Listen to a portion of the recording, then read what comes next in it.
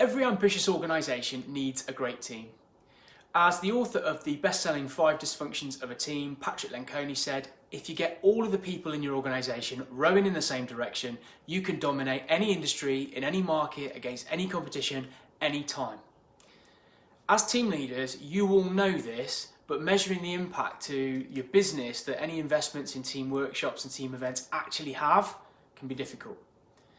When trying to make the case for team building events with your senior leadership team, one place to start is your staff engagement data.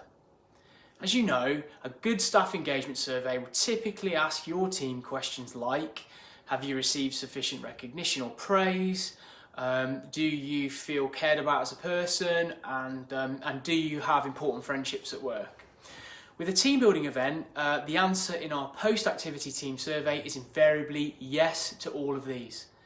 Following a good team building event, you will see a measurable increase in staff engagement. An actively engaged staff means a motivated, happy team who stick around to help you achieve your goals, and you can't get more measurable than that.